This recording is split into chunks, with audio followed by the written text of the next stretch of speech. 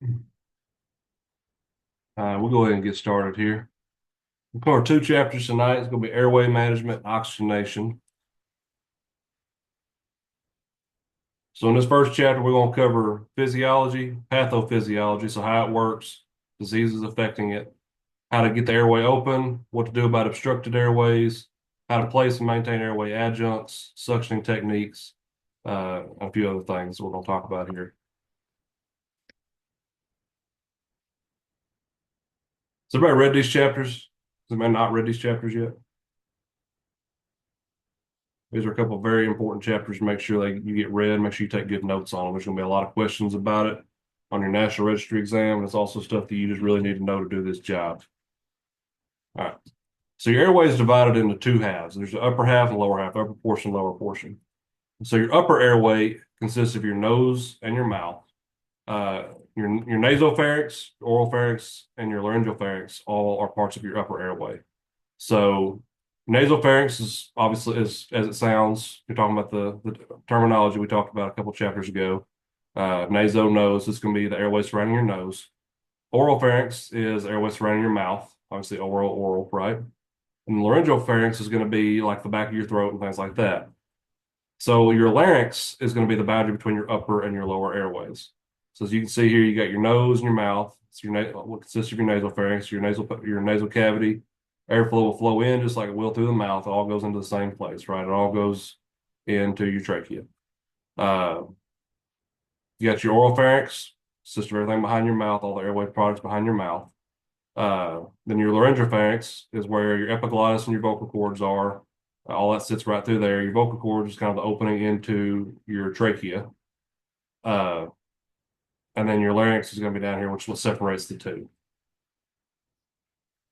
So your lower airway, the trachea lies mostly below the larynx. So it's mostly part of the lower airway. Uh, your bronchi branch off from your trachea and progressively become smaller. This is where your gas exchange is going to occur. Your alveoli lie at the end of the bronchi. So alveoli, bronchi, you keep those two remembered, right? You have pulmonary capillaries surround the alveoli, and the oxygen carbon dioxide are exchanged with the capillaries. So your alveoli is what you need to remember is where your gas exchange takes place. It's where you intake oxygen. It's where you it's where you bring in oxygen. It's where you get rid of carbon dioxide, right? So your lower airway, you have your larynx, your trachea. Your trachea runs all the way down into your bronchioles. You have your right main stem and your left main stem, and that's what spreads out into your lungs, all into your smaller bronchioles, your alveoli, all that lie at the end of these fibers right here. That's where all your gas exchange is going to take place and through these capillary beds, through these alveoli. So your alveolar sacs, that's what lies at the end of your bronchial in your bronchial tree. That's where your gas exchange actually is taking place. There's all sorts of capillaries through here that bring in oxygen, turn it to where your body can use it, and the waste, the carbon dioxide, gets rid of that. Does that make sense? When dealing with pediatrics, you got to remember everything on kids is smaller. So that includes the airway structures. They're shorter, narrower, and less rigid. So kids' airways are a lot smaller, a lot more easily obstructed because of that. Uh, the tongue is proportionally larger than in comparison to how an adult's tongue is. So a kid's tongue is not actually bigger than an adult's, right? It's smaller than an adult's, but in relation to their airway, it's very disproportionate. Adult's tongue and their airway is very proportionate, right? It's easily clear, it's easily moved. A child's tongue is disproportionately larger than the size of their airway, meaning that their tongue can obstruct their airway a whole lot easier than an adult's can. These are things you're going to have to consider when you have unconscious patients, patients with potential trauma, patients who aren't able to maintain their airway on their own. One of the most common types of an airway obstruction in a child is going to be their tongue is blocking it. So we got to clear their tongue. I'm going to show you how to do that in a little bit when we talk about opening the airway. Uh, Newborns and infants are predominantly nose breathers. They usually breathe in and out of their nose. Trachea is softer, more flexible, and narrower, which means that it's easily obstructed by swelling and foreign objects. So it doesn't have that rigidity that an adult has. So any kind of swelling around the laryngopharynx or the larynx or anything like that pushing on the trachea is going to be a whole lot quicker to obstruct it. So you have your allergic reactions, your anaphylaxis, stuff like that, trauma, anything that can cause swelling is going to affect a child a whole lot faster than an adult in terms of their airway. Another thing to consider is the chest wall in a child is a whole lot softer than it is in an adult.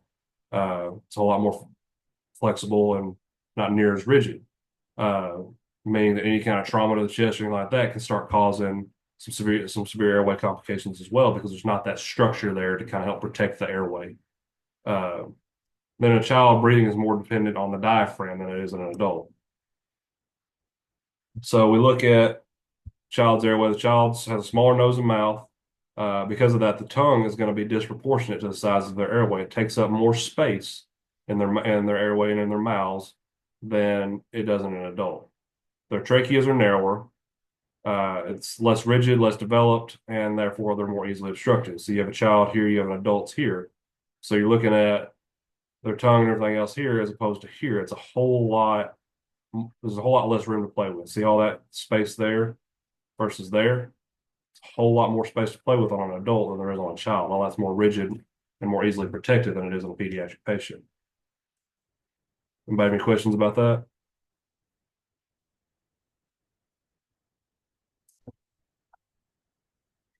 So in dealing with pathophysiology, there's a variety of things that can obstruct or interfere with airflow. Obviously, foreign bodies. So that's anything that's not caused by your body is a foreign body, right? So that can be food, small toys, uh, anything like that that they ingest or somehow becomes lodged in the airway can be as a foreign body. That's what can obstruct the airway. Liquids, so blood, vomitus, they have trauma to the head and they have a lot of blood in their airway that can obscure the airway or obstruct the airway, excuse me. Vomitus, if they throw up, that can fill up the airway, that can make it hard. That's why we put people in the left lateral recumbent position when we roll them onto the left side and let all that drain out. Uh, Loss of muscle tone. So what this is you have somebody who's altered, who's unresponsive, unconscious, their body is naturally more relaxed. When it's more relaxed, when it's not working on all that, then you don't have that rigidity that you have whenever you're alert, when you're conscious and everything else and maintaining everything independently. Your body is not doing that when you're altered, when you're unresponsive, when you're unconscious. And so everything's more relaxed. Because of that, everything kind of is a little bit more easily moved. And when you start getting that loss of muscle tone, there's nothing there that's as rigid to help protect that airway and keep it free of obstructions. So obstructions can be acute, which means that it's an emergency right now, it just happened, or it can be chronic, where it's as a result of a condition that they have, right? Uh, you need to evaluate the airway early. It's the first thing you do. We start talking about primary assessment here in a little bit. We'll get into ABCs. Your ABCs are airway, breathing, and circulation. Airway is always the first thing that you assess, you evaluate. And then you monitor and make sure it stays patent over time. Patent means that it is open, it's free of obstructions, it can accept airflow and everything else. They don't have to be breathing to have a patent airway. You got to make sure that airway is open so that either they can breathe or we can breathe for them.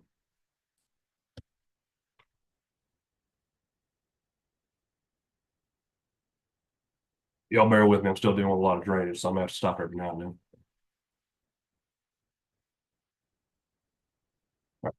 So any kind of severe allergic reaction, or what we call anaphylaxis, is going to cause a rapid airway tissue swelling. So all of those airways around the oropharynx, the laryngopharynx, and the larynx is going to start swelling. And when it starts swelling, it's going to start constricting around that airway. It's going to eventually swell to the point where it pushes a trachea shut, where there can't be any airflow through it. That's why we take allergic reactions and anaphylaxis very seriously. We try to manage them early and effectively. We try to get epi on board. We try to get Benadryl on board. And on the advanced life support side of things, we may place an advanced airway, such as an ET tube or an LMA or something like that, to help hold that airway open before the swelling starts. Likewise, any kind of burn, blunt force trauma, or certain infections can cause swelling in and around the glottic opening. Burns, especially, are known to cause severe swelling around the airway. So you have somebody that was maybe in a structure fire and they breathed in all those superheated gases. They have charring in their mouth and around their tongue. They may not have any swelling right there, right when you look at them, but that could develop over time. So that's why if you see, somebody, maybe we pulled them out of a house fire and the medic checks in their airway, right? And they see that they've got ash in the back of their throat or they've got ash all over their tongue. So it's indicative that they breathed in those superheated gases. We may go ahead and sedate and intubate them ahead of time. Well, they may be breathing okay right now for the most part, but that swelling is going to eventually start setting in. And we want to try to get ahead of that before it becomes an issue. Same deal with blunt force trauma. Somebody takes severe trauma to their upper airway regions that start causing swelling around the trachea, swelling around the oral and nasal pharynx, and start making it really hard to move air. So we're going to try and manage that early and effectively.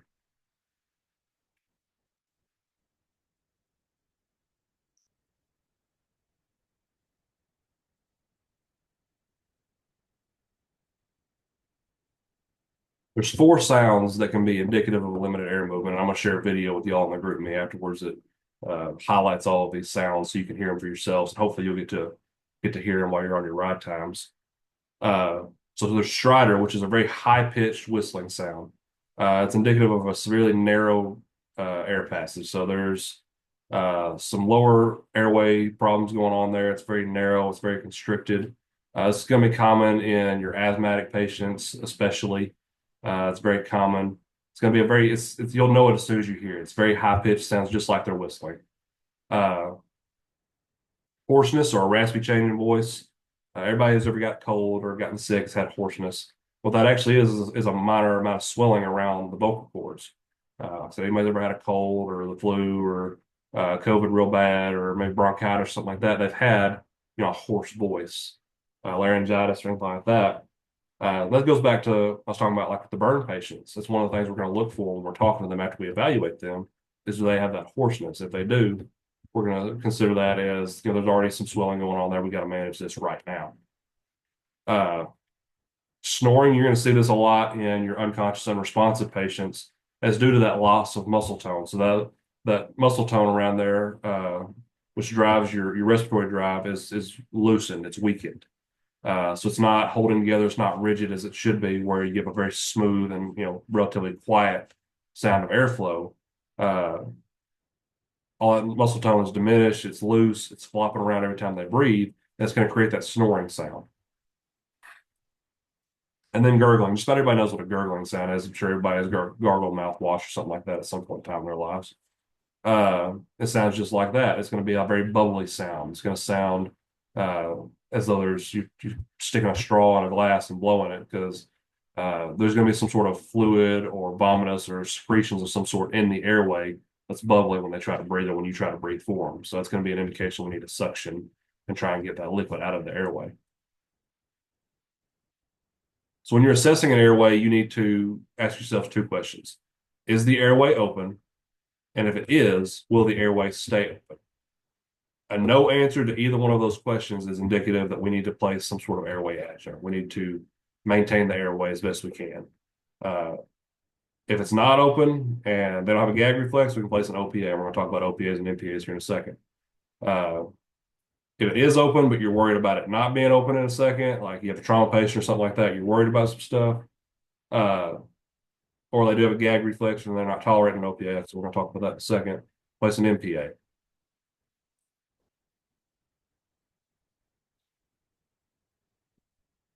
So the first way you can start assessing a patient's airway status is can they talk to you?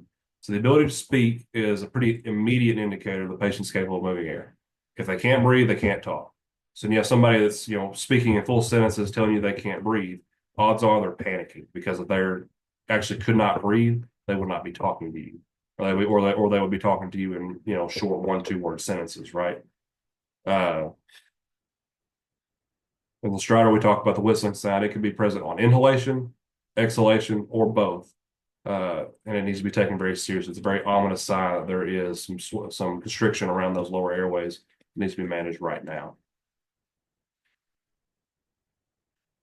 Breathing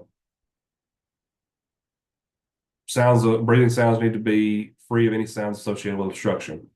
So gurgling is an obvious sign of obstruction. It means that there's some sort of liquid or vomitus or something like that around the airway that's catching air every time you try to breathe in and out for them.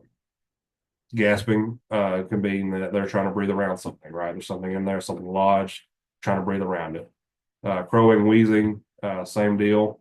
It's going to be there's some sort of swelling or some sort of irritation, inflammation, something like that around the airway It's making it hard for them to breathe. And the snoring we talked about, the loss of muscle tone.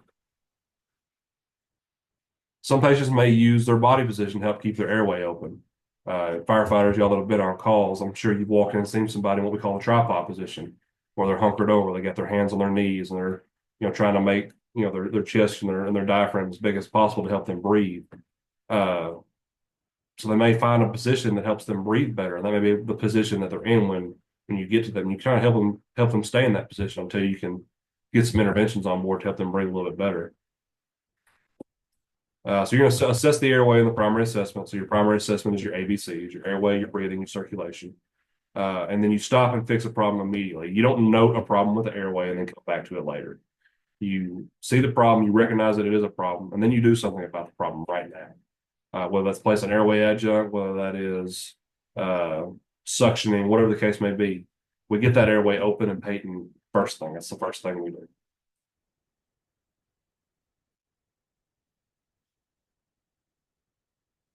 Like I said, you're going to continue to assess your airway and reassess your airway the whole time you have a patient. So it says airway assessment is not just a moment, but it's a constant consideration. That's absolutely true. Airway is always something you will reassess and make sure that you are staying on top of whether or not it's patent, whether or not it's going to stay patent. You always make sure that you have a patent airway. Especially in critical care patients. So, if a patient is critically injured or critically ill, we're going to continue to make sure that airway stays open. And you may need to consider how to keep an airway open immediately after establishing it. So, if you manually open an airway, you need to figure out how you're going to keep that airway open. And that's where these airway adjuncts we're going to talk about here in a second are going to come into place. If you have an airway that's partially obstructed, you need to think, okay, is it just partially obstructed? Is it going to stay partially obstructed? Or will it eventually be completely obstructed? Is there a foreign body in there that's going to shift and completely obstruct this airway? Or is there swelling going on that's going to eventually completely obstruct this airway? These are all things we need to think about and things we need to be ready for and be ready to manage immediately. As soon as you see that, we got to manage it. And we're going to talk about some ways to do that here in a second, like I said. So the ability to maintain an airway will change over time. So patients, excuse me, a patient's mental status affects their ability to maintain an airway. Patient is conscious when you first get to them. They're talking, they're maintaining their airway effectively. But if they go unresponsive, they go unconscious, they may not be able to manage their airway anymore. So that's why you always have to be reassessing the patient's ABCs.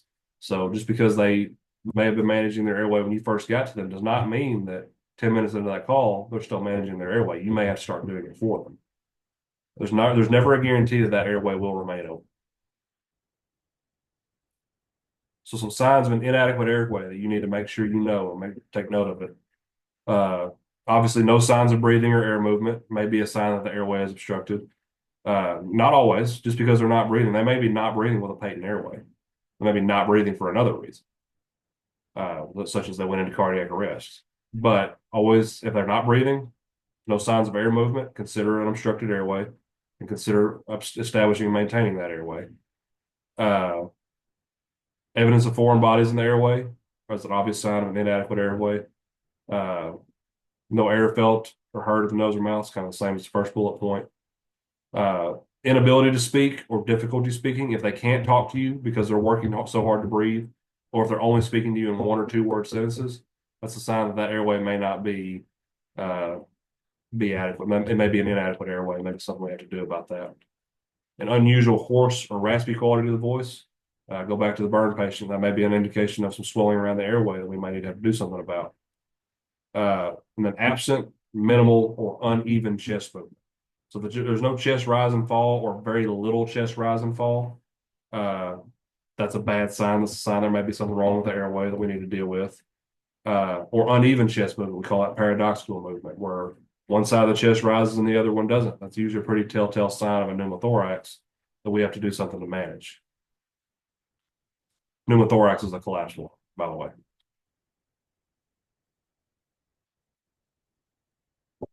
If their breathing movement is limited to their abdomen, belly breathing.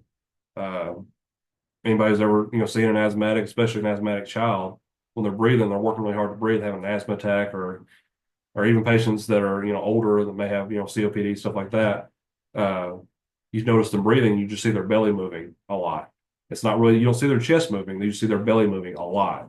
So that means that they're using their accessory muscles to help support them in breathing. It means that their initial airway management system internally has failed, and they're now grasping at whatever muscles they can to help them breathe. So we call that belly breathing. It's a bad sign. It means that there is something wrong with that airway or their breathing. We need to address and fix. Excuse me one second.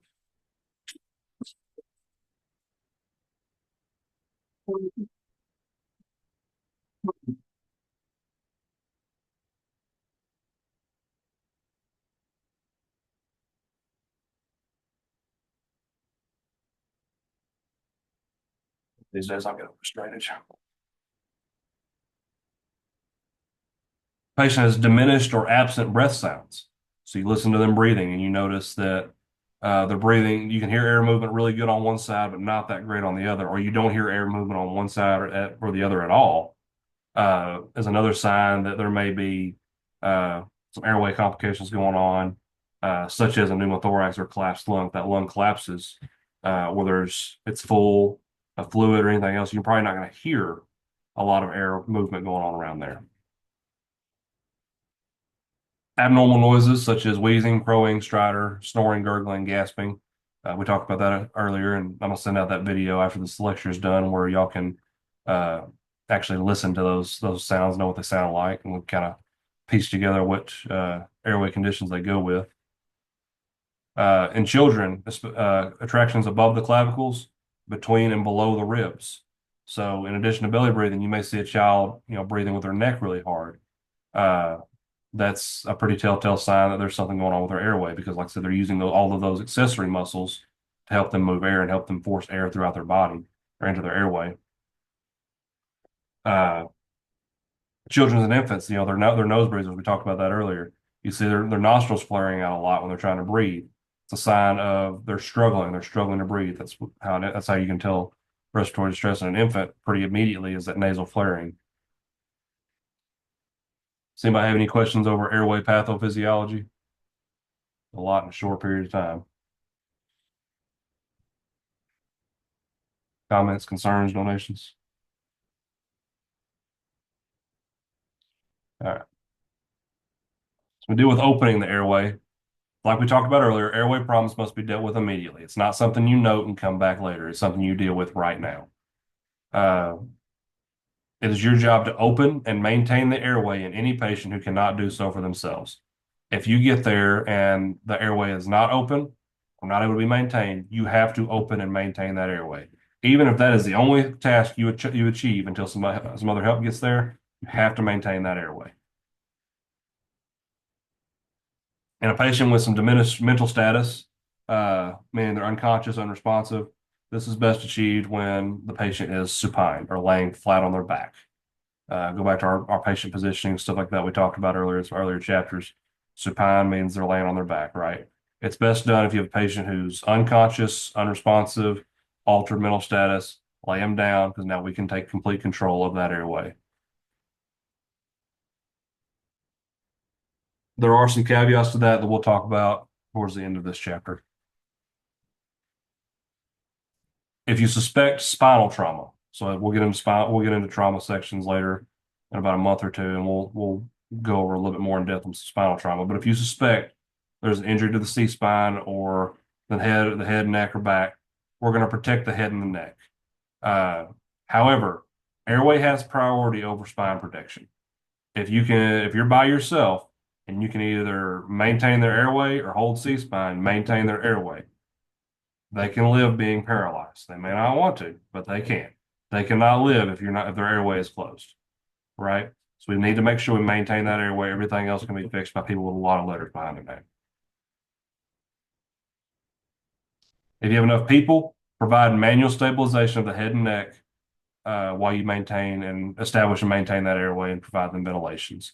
You can do manual stabilization by holding them. You place a C-collar, roll up towels, tape them together. We'll talk about that all in the trauma chapters. But just if you can, establish spinal precautions on anybody you suspect a head and neck injury with while you maintain their airway.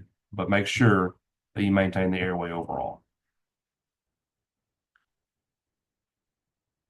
If you have an unconscious patient, you want to watch for indications of head, neck, and spinal injuries. Uh, Mechanism of injury can cause this injury. So you have somebody who's saying a rear end collision and they get the whiplash syndrome. Everybody knows what whiplash is. You jerk forward and jerk back. That can cause a neck injury. They have some sort of other obvious injury that is above the level of the shoulders. We're going to consider that to be a high level of suspicion for a spinal injury. We're going to try and take spinal precautions as we maintain their airway. Or if somebody says, "Hey, they hit their head, they hurt their neck, they hurt their back, something like that," we're going to take spinal precautions to maintain the airway if possible. So some patients may have a open but otherwise threatened airway. So if the patient is still conscious and you believe their airway is threatened, help them into a comfortable position. Okay. Uh, in the unconscious patient, their head should be placed in a head elevated sniffing position. So they're kind of their head tilted back as best they can.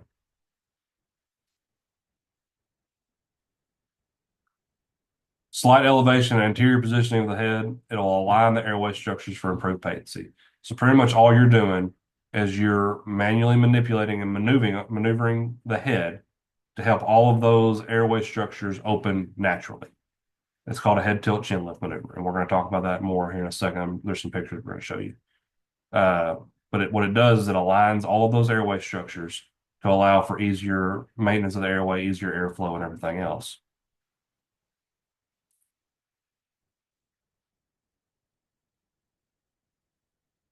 In a pediatric patient, one of the easiest ways to do this, roll up a sheet, roll up a towel, and stick it up under their shoulders. So what that's going to do is it's going to naturally force their body into that elevated sniffing position to where you don't even have to worry about holding them in that position. You get that elevation up under their shoulders. It's going to pretty much make the force their body to naturally go into that position where it's easier to maintain a patent airway.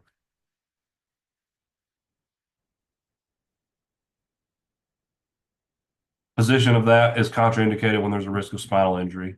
In that circumstance, we're going to do the jaw thrust, which we'll talk about here in a second with these manual maneuvers here.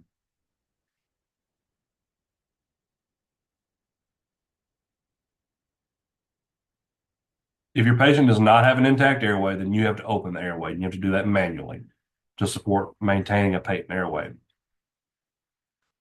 Uh, Excuse me. Airway problems are often caused by diminished control of the muscles in the airway. So unconscious, unresponsive, right? They've lost that muscle control.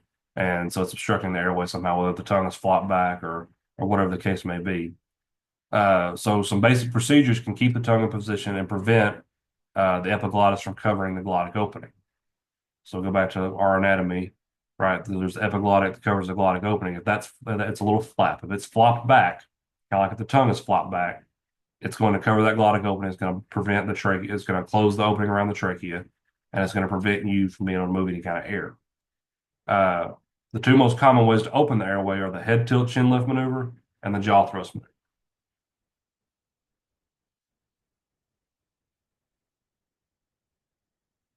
The head tilt chin lift aligns the airway to provide for a free passage of air. Way you do this is you put a hand on the forehead and the fingertips of the other hand at the center of the lower jaw, and you just tilt the head backwards by applying a gentle pressure to the forehead, very gently. It's not a race. You don't just cock it all the way back immediately.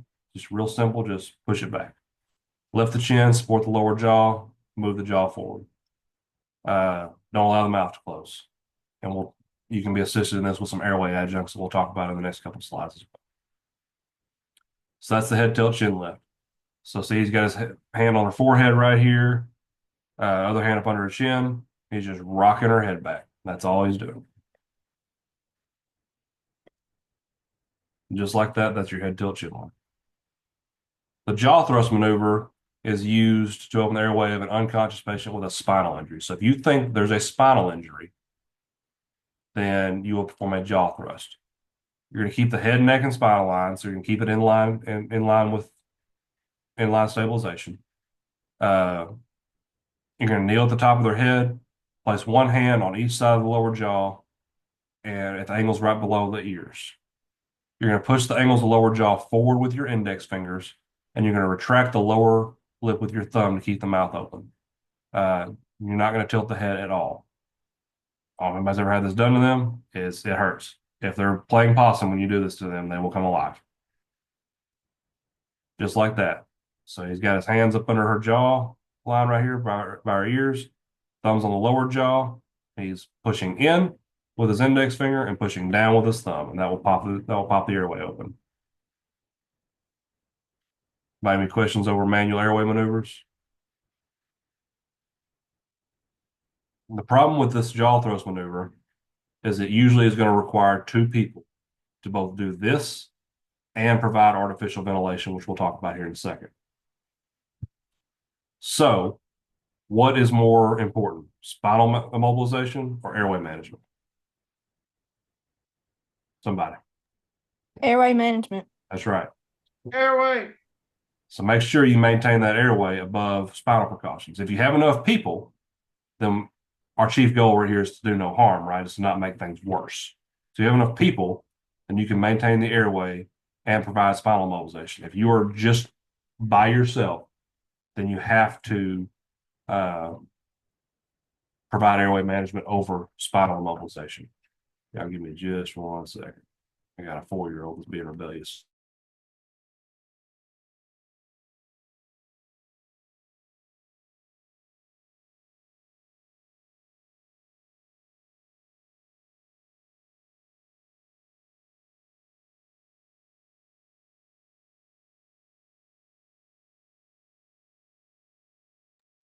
All right.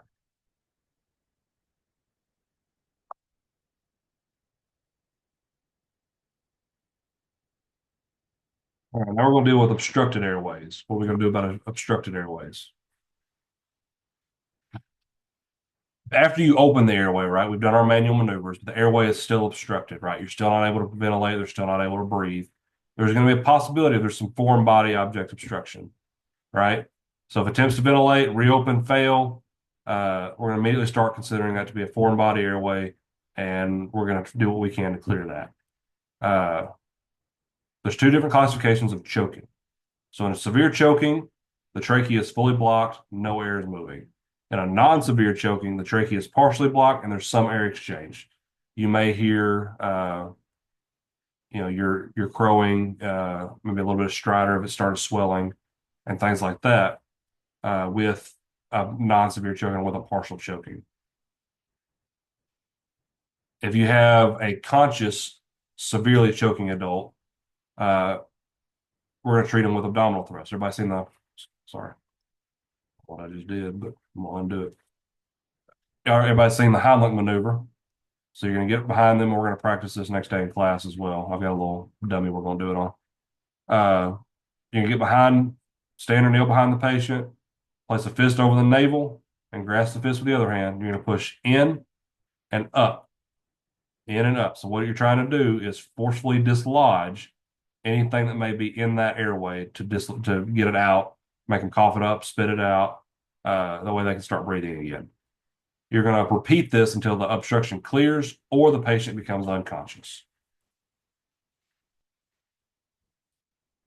If you have a severely choking infant that is conscious, you will treat it with back slaps and chest thrusts. And we're going to do this as well. So you're going to lay the infant along your forearm in a prone position, the head lower than the body, support the head with your hand. You'll deliver 5 back slaps in and up. Then you're going to cradle the infant with your forearm, turn him over, head lower than the body, and deliver 5 rapid chest thrusts, 1 per second. And then you're going to just repeat, go back and forth. We're going to do this as well. I'm going to check y'all off on CPR skills next deal too. That way I can justify those cards y'all all got. If you not wrap both your arms around the adult patient to deliver thrusts, position your hands over the sternum. So you have a pregnant patient or somebody that's a lot bigger than you are and you can't get your arms all the way around them, get your arms around their chest, and then the same deal, in and up, in and up. If a choking patient becomes unconscious or becomes unconscious while you are attempting the Heimlich maneuver, you will begin CPR, even if they still have a pulse. You will start chest compressions. So the caveat with this, thing that kind of changes about normal CPR to this kind of CPR, is every time you do a round of CPR, when you open the airway to attempt to ventilate, you're going to look into that airway. And if there's something that can easily be removed, you're going to grab it and you're going to pull it. But if, say, we can't easily see it, do we ever dig? No. No. Why? You want to lose some fingers? Could be that. Why else? You could Push push it back the in object there. further into the airway. Yeah, you're gonna. I mean, if you can't really see it, can't get a good grip on it to pull it out of the airway, what you're gonna end up risking doing is just compacting it and jamming it down into that airway further, and you're just making the problem worse. So you never do a blind finger sweep. Okay, only reach in the airway to remove something if you can clearly see it. So some things to help assist you in maintaining the airway. There's a couple different types of airway adjuncts you can use as an EMT. There's the OPA and the NPA. So OPA is oral pharyngeal airway. Where do we think that one goes? In the mouth. In the mouth. There's the nasopharyngeal airway. Where do we think that one goes? Somebody besides Katie. In the nose. In the nose, right. Very good. So you have your OPAs and your NPAs. OPAs go in your mouth, NPAs go up your nose. What these do is they keep the tongue from blocking the airway when the muscle tone is diminished. So you have an airway that's compromised, or you're worried about it becoming compromised. We place these airways in to help us keep the airway open. So you can only use an OPA on a patient that does not have a gag reflex. And a gag reflex may reappear as the patient regains consciousness. We may have to remove that OPA, even if they tolerated it to begin with. We have to remove it as they regain consciousness, right? The patient will not tolerate an OPA, meaning they've got a gag reflex. We're going to switch to an NPA. All right. Why do we not want to force an OPA down somebody who's got a gag reflex? What are they going to do? They're going to vomit. They're going to vomit, right? We're going to stimulate that gag reflex enough, they're going to vomit. And now we've got a potential for them to aspirate. We've got vomitus and fluid and stuff that could be going right back into that airway, right? We've just made the problem worse for ourselves. Excuse me. You want to always open the patient's airway manually before you slap an airway adjunct in. When you're inserting the airway, try your best not to push the patient's tongue into the pharynx. So all it's just going to do is obstruct it, and we're not doing any good now. We're going to practice putting these in on Saturday at our next skills class. But pretty much what you're going to do is you're going to go in from the side, you're going to go with the OPA pointing towards the back, kind of sweep the tongue out of the way, get it set in there, rotate it 180 degrees and sit it down. So it should sit on top of the tongue and with the lips, with the ledges resting at the lips, and there should be a picture over here in a second so you kind of understand what I'm talking about. And it's going to hold that tongue back, hold that airway open, so it makes it easier for us to ventilate. You're going to have suction ready prior to inserting any airway. Why do we think that is?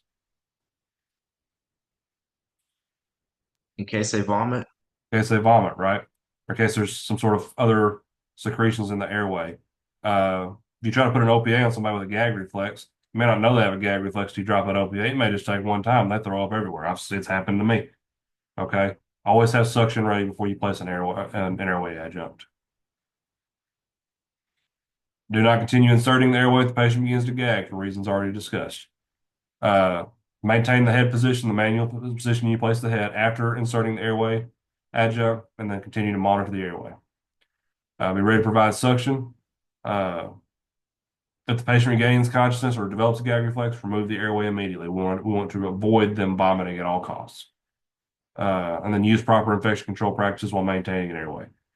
Take if somebody's been covered in junkie puke, you don't want to be covered in junkie puke. Wear your PPE.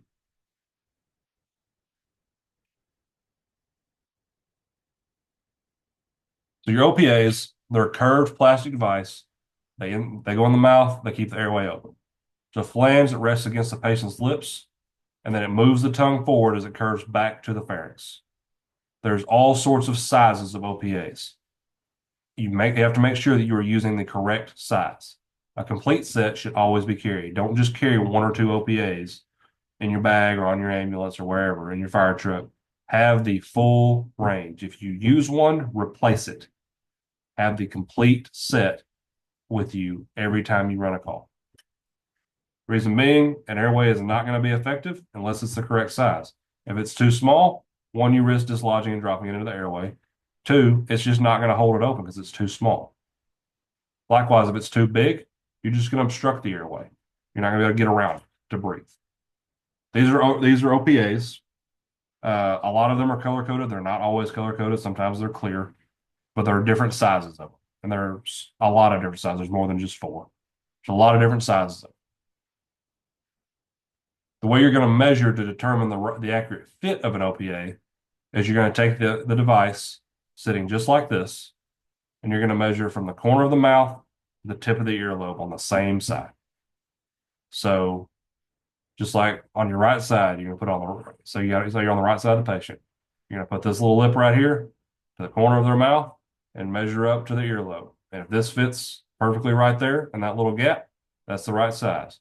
If it's too big, move to the next one. That may be the right size.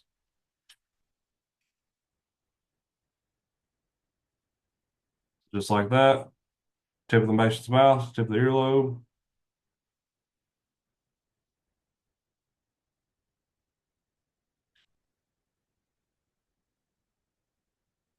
I'm going to insert an OPA, put the patient on their back, and then use the appropriate manual method to open the airway. So either the head tilt, chin lift, or the jaw thrust as appropriate. Open the mouth with a crossed finger technique. So you don't just want to dig your finger in there, cross your fingers and kind of pry it open. Pushing down on the jaw and up on the upper jaw on the mandible. Position the airway device with the tip pointing towards the roof of the mouth. So tip pointing back towards you if you're at the head. Insert the device along the roof of the mouth until you meet resistance. That's the cross finger technique, just like that. Insert it pointing back towards you, just like that. When you meet resistance, you're going to rotate the airway 180 degrees so the tip is pointing down towards the patient's feet. Then slide it the rest of the way down and let it rest on their lips. Check, make sure it stays against their lips. Make sure it's not slipping down into the airway. If it is, you probably got too small of a size. Then monitor the patient closely. So it should sit with these lips right here, resting against their lips.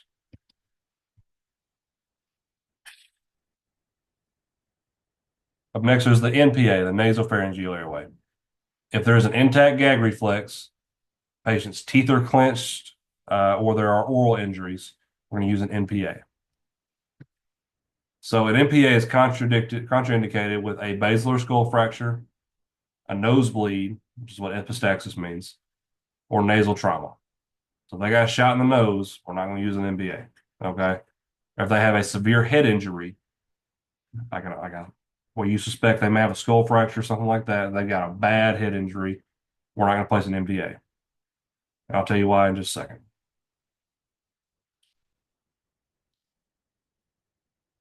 So you have a patient who has a severe head injury. All right. They are at risk of a herniation of their brain. So what that means is the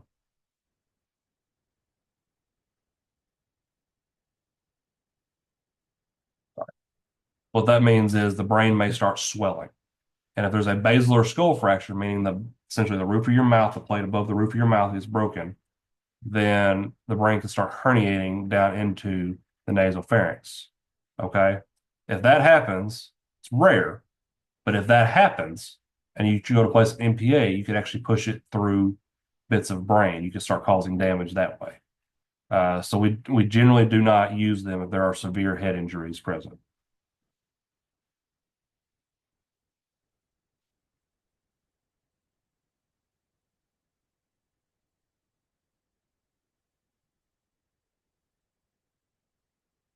The way you measure for an NPA is similar to the way you measure from an OPA. You measure from the nostril to the tip of the earlobe or along the angle of the jaw. So instead of going from the mouth to the earlobe, go from the nostril to the earlobe. You're going to then lubricate the outside of the tube with a water-based lubricant. Generously applied lubricant. Usually the NPA will come, if it comes in a kit, it's usually going to have a little packet of it in there. Push the tip of the nose upward and then insert the airway. Keep the head in a neutral position. Point the bevel towards the base of the nostril or towards the septum. So kind of up towards you. That's how you measure, just like that. Lubricate it. So basically kind of bring it up towards you like this here, and then follow the curvature of the airway.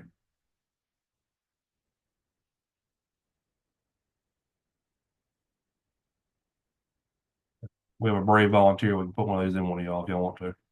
They don't hurt. They're just very uncomfortable.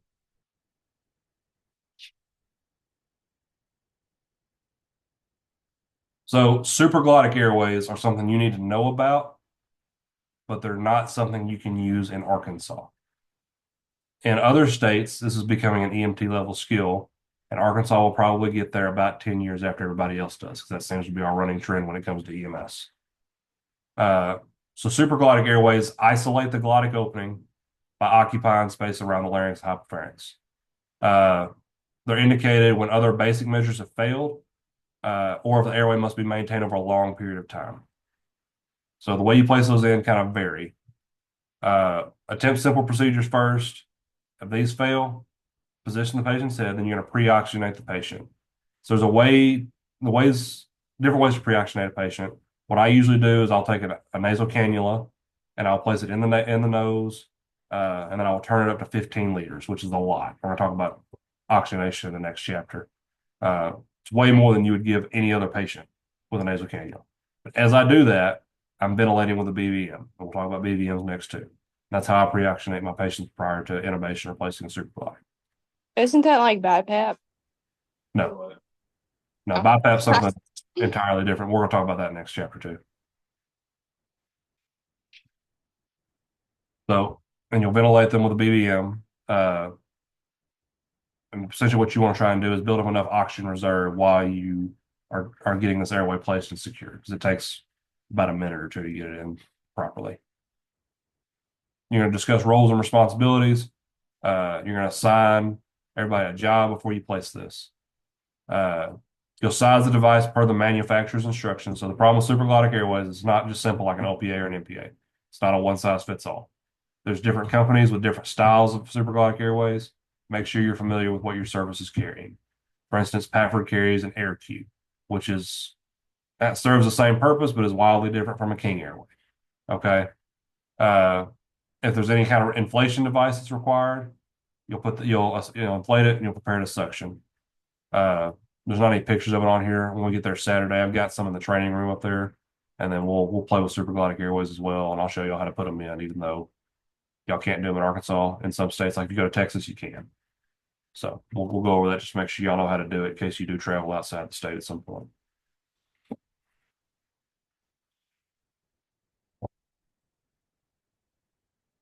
Anybody have any questions over anything we've covered so far? Comments, concerns, donations? All right.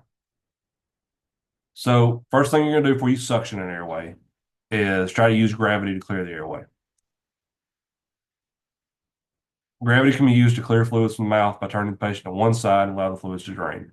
Most common way we do this is by placing the patient in what we call the left lateral recumbent position. So essentially roll them on their left side, kick their leg out, prop their arm up, and let it just kind of run out of their mouth. Okay. It's hard to do this whenever there is spinal injuries. It's contraindicated because we're placing them in a position that's not in line with stabilization, or if there's a single responder. It's really hard to do when you're by yourself. It can be done. It's very, very difficult. If you're using gravity to clear an airway, turn the patient away from your body. Why do you think that is?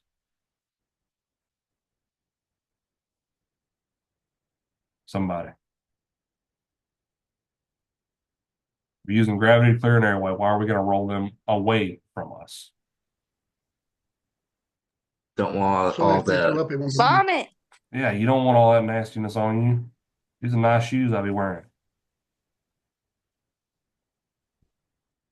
All right. When you use a suctioning device, it's essentially just pulling a vacuum to remove it. It's a vacuum cleaner for a human body, okay? If you notice a patient has fluid or secretions present in the airway or there's gurgling sounds, attempt to suction immediately. Suction units are going to have the suction source, whether that's a manual suction, meaning you're sitting there pumping it to create the vacuum, or it's a mechanical unit, which means it's just a battery-powered unit that you turned on. It's going to have your collection container, which is just a big old bucket where it's going to go into, or a plastic container. tubing that connects from the container, and then your suction tips. There's a couple different types of suction tips that I'm sure we'll talk about here in just a second. There's two different types of suctioning, two different classifications of suctioning devices. There's vehicle mounted, or also called onboard suction units. These are mounted in the ambulance and use the vehicle's power to create the vacuum. Whether that's a electrical power source or the engine's manifold, they use that to pull the vacuum.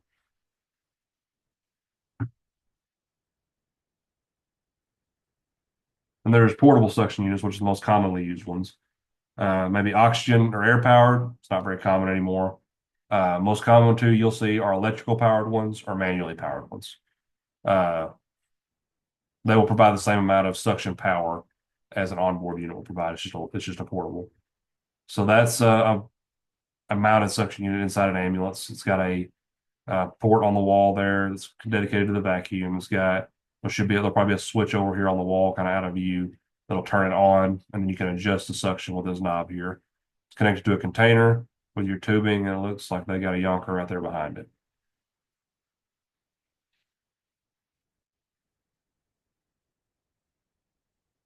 The different types of suction tips you'll see. So there's the most common type you'll see is the rigid tip.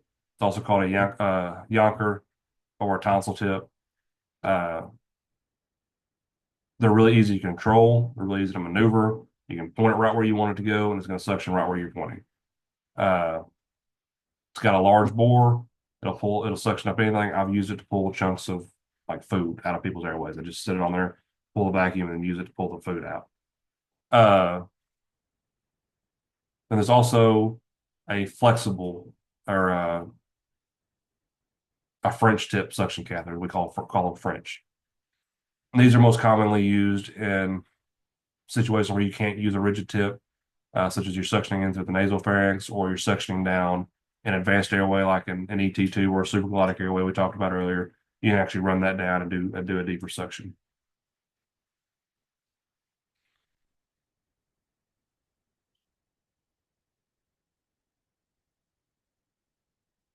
We're dealing with a pediatric patient. You have to suction. You want to be very careful not to stimulate the vagus nerve. So infants are very sensitive to vagal stimulation from the catheter. And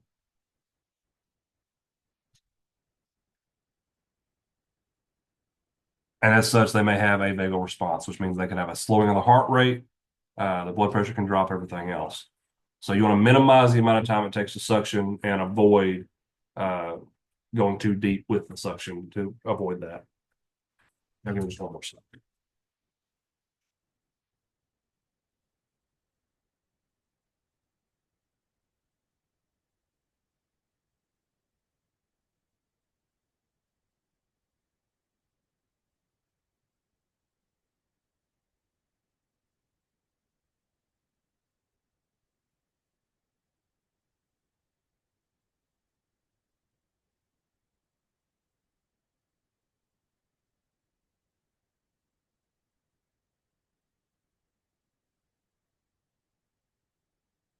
You can always have your PPE on when you're suctioning. And you want to limit suctioning to no longer than 10 seconds at a time. So the proper way to suction is you place your suction catheter, whether it's your Yankee or your French, where you want to begin suctioning, and then over the course of 10 seconds or less, suction on your way out of the airway as you're withdrawing that catheter.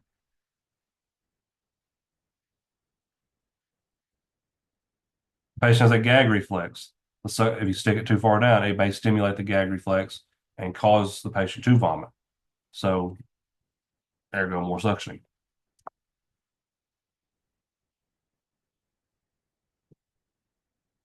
She's getting the suctioning equipment ready. They're getting the patient turned onto the side. He's turning towards them, which is exactly the opposite of what I just said to do. All right, anybody questions over suctioning? We'll practice this on Saturday as well. Put hands on it. All right.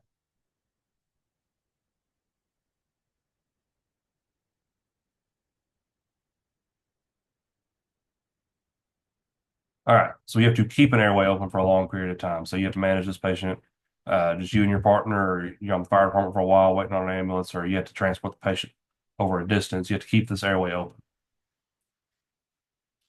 Keeping the airway open may exceed the capabilities of an EMT. Uh, it may require advanced life support intervention. You may have to call for paramedic unit. In Arkansas, usually you're going to have a paramedic unit coming to you, but there's some areas that still run BLS services, so you may have to get an intercept with another service. You may have to call for a helicopter or something of the sort in order to keep this airway open, indefinitely.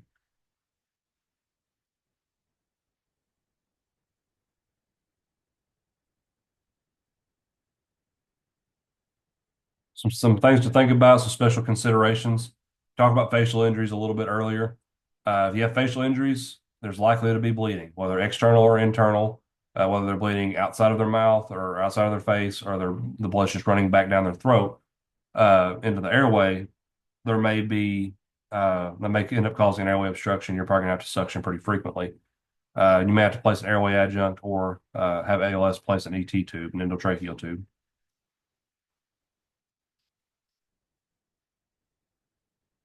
If a patient that has dental appliances, so dentures, dentures should be left in place during airway procedures if at all possible. Uh, Patient's dentures, partial dentures may become dislodged during an emergency.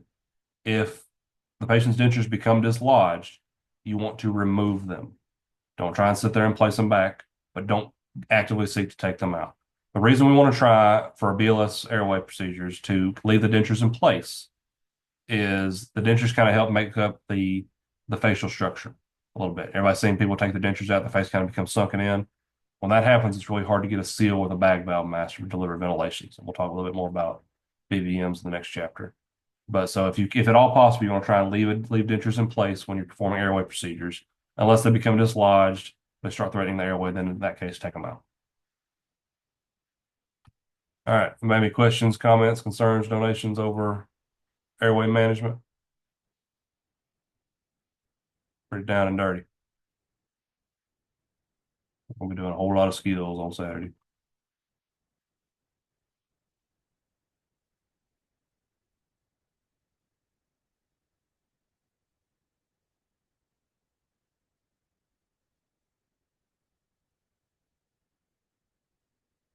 No questions? Do y'all just not have questions? Do you not understand? Am I just that good of a teacher? What is it? Somebody got a question. Best teacher I've ever had, hands down. Shut up, Connor. I'm good. All right, cool. We're gonna move on into respirations.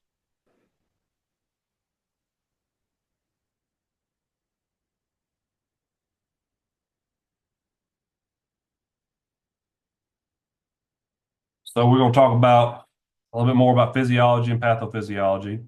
We're gonna talk about respiration, positive pressure ventilation, oxygen therapy, and some special considerations and how to assist on with ALS airways.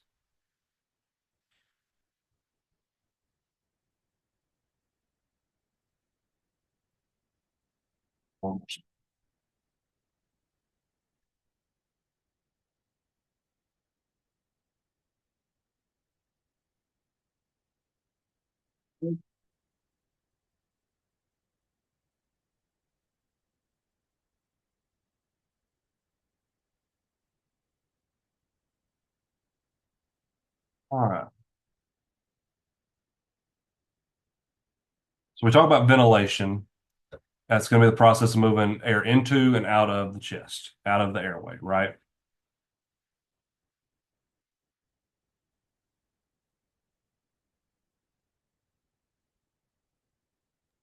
Hey, boss. Tyler had a question he put in chat.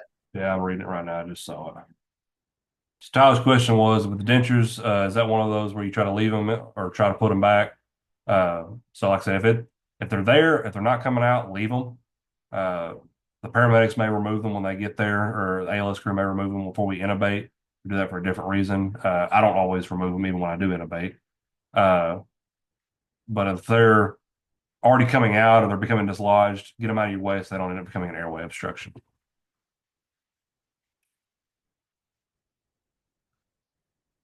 So ventilation says moving air into and out of the chest. So there's inhalation, so moving air in. There's exhalation, moving air out. So breathe in, breathe out. That's ventilation, right? Inhalation is an active process. What I mean by that is the chest muscles are going to expand and the diaphragm is going to contract. The size of the chest is going to increase and it's going to pretty much create a vacuum. That vacuum, that negative pressure, is going to pull air into the lungs. Okay, so it's the inhalation is the diaphragm contracts, chest muscles expand, and it pulls a vacuum, causing you to breathe in. Exhalation, on the other hand, is a passive process, meaning the chest muscles and the diaphragm all relax. The size of the chest decreases, and it creates positive pressure, which forces the air out of the lungs. So negative pressure breathes in, positive pressure pushes out. Does that make sense? Your tidal volume is the amount of air that's moved in, the amount of air moved in one breath. Your minute volume is the amount of air moved into and out of the lungs per minute.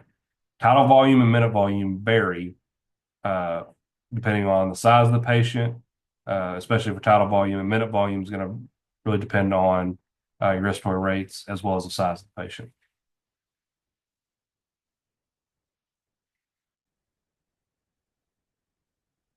The whole purpose of ventilation is to get air to and from the alveoli to allow for gas exchange. Not all of your air you breathe is going to reach the alveoli. Some air sometimes is just going to occupy dead space. The whole goal is to breathe in the air, get it to the alveoli, let that gas exchange take place, let the body absorb the oxygen, expel the carbon dioxide, and move on. Your alveolar ventilation refers to the amount of air that actually reaches the alveoli. If there's any change in rate or volume, that can affect your alveolar ventilation. So, for instance, if you have a patient who's breathing very shallow, very rapidly, they may not be perfusing as well because that gas exchange is not taking place. So they're breathing really short breaths, really, really fast. Okay, so that all that air is not necessarily reaching the alveoli, which is compromising the body's ability to perform that gas exchange. Meaning that your body's not benefiting from the oxygen you're taking in, or may retain carbon dioxide. All sorts of problems that can be had from that. So talk about alveoli a little bit in the last chapter. They're the ends of the bronchial tubes. There are a bunch of sacs that are inflated and ventilated as air moves in and out. It's like kind of like a bubble. When the air comes in, the gas exchange takes place, and so forth. The capillaries bring the blood close to the sacs to allow that gas exchange to take place. The thin walls allow for that gas exchange to take place. The oxygen in the alveoli moves into the blood. The carbon dioxide in the blood moves into the alveoli, and then you exhale. Okay, so you inhale, oxygen in the alveoli moves into the blood, allows it to be taken throughout the body. And then you exhale, the carbon dioxide moves in the blood, moves back into the alveoli, unless you push it out, unless you breathe it out. So when you have movement of gases from an area of high concentration to an area of low concentration, it's called diffusion. Pulmonary respiration is whenever you have diffusion of oxygen and carbon dioxide between the alveoli and the circulating blood. That's your regular breathing, right? Cellular respiration is the diffusion of oxygen and carbon dioxide between the cells and the circulating blood. That all takes place on a molecular level.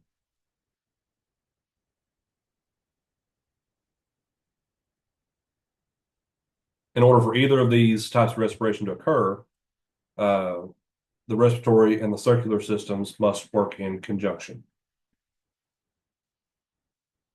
This is usually called the cardiopulmonary system, meaning the heart and the lungs have to work together. One cannot work without the other. They both have to work in sync. That's why it's not just called cardiac resuscitation or pulmonary resuscitation, right? It's called cardiopulmonary resuscitation, CPR, right? So they have to work together. We have to make them both start working again in order to try and resuscitate somebody. When either system fails, whether it's the cardiovascular system or the respiratory system, either one of those systems fail, process of respiration is defeated. It can't take place. If there's a mechanical failure of the cardiopulmonary system, the chest cannot create the pressure change that you need to ventilate. For example, you have a stab wound. It'll allow air into the cavity, in the chest cavity, which makes it impossible to create negative pressure. You can't pull that vacuum because now there's a hole there. All right. Just like if you have a pump, say there's a pool in your backyard, and there's a little pump that you hook up to it, right? You cut a hole, poke a hole in that hose in that pump, right? You're not going to be able to pull that vacuum. You're not going to be able to suction anything out.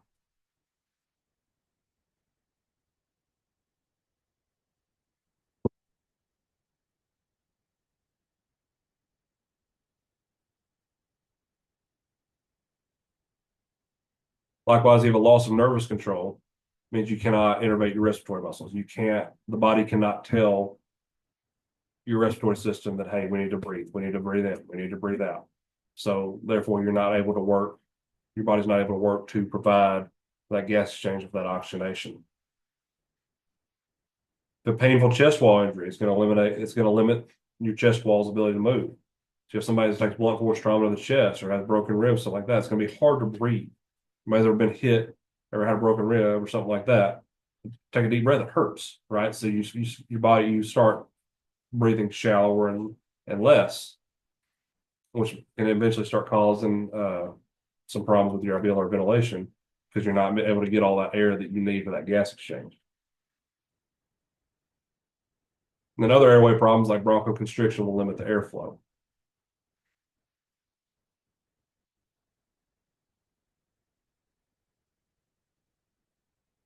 You have an interrupted gas exchange means that your body has lost the ability to diffuse oxygen and carbon dioxide levels. So you've interrupted that process, that alveolar ventilation process, the gas exchange where capillaries bring in oxygenated blood to the alveoli. That is interrupted somehow. That can either be through low oxygen levels, so they're breathing, the air that they're breathing has lower oxygen. This can be common in, again, go back to fire, structure fires. Patients that may be trapped in a smoky building or smoky room, right? They have a lower level of oxygen in there. So that's less oxygen in the air, less oxygen that can be inhaled. Then diffusion problems can be caused by alveoli that don't work properly, limit the ability to exchange gases. This can be caused by fluid backup. The alveoli can't inflate because they're saturated. There's so much fluid in the airway, or there's loss of muscle tone or anything like that. These are things we're going to have to start taking over for them. Likewise, the two systems work together, so if there's any kind of circulation issues, it's going to impair the body's ability to perform that gas exchange and have proper perfusion. So if you have significant blood loss, you have severe trauma, it means that there's not the same amount of blood that's being circulated to the alveoli for that gas exchange to take place. So you have somebody with major trauma that's lost a lot of blood, right? You also have to start thinking, okay, well, I never would have thought that somebody, getting their leg blown off may start impairing their ability to perform gas exchange, their ability to ventilate and respirate and everything else. It absolutely does, because now they're losing all of that blood, and now there's not enough blood to be circulated to the alveoli. There's less blood being circulated to the alveoli, so your oxygen concentration is going to start dropping. Your body's not perfusing as well because there's less blood being carried throughout for that gas exchange. That makes sense? Clear as mud.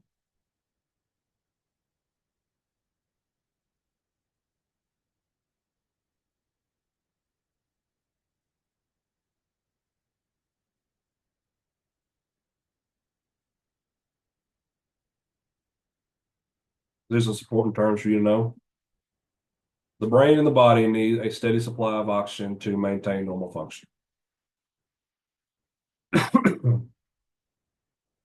The body is fed by, among other things, oxygen and glucose. Oxygen is key to fueling and feeding your cells. So you have a couple of terms to know here. Hypoxia is a low level of oxygen. So we go back to our root worms, break them down. Hypo, low. Oxia, oxygen, right? Low oxygen. There's a low level of oxygen in the patient's body. The patient has a low oxygen saturation. They are hypoxic. Hypercapnia is going to be a high level of carbon dioxide. So hyper, high, capnia, that deals with carbon dioxide. So hypercapnia, high carbon dioxide, right? Break those words down. Start learning how to do that. These are two terms you need to know. So, a patient who's hypoxic means they have a low level of oxygen concentration. If they're hypercapnic, it means they're retaining carbon dioxide, the high level CO2 in their body. As you assess the cardiopulmonary system in your patient, you want to evaluate how well it's oxygenating and how well it's removing carbon dioxide.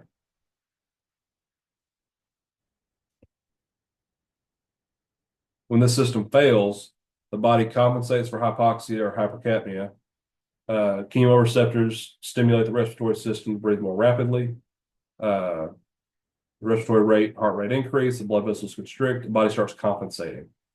So when the system fails, the body starts trying to compensate, try and pretty much go into overdrive to make up for what it's not doing effectively.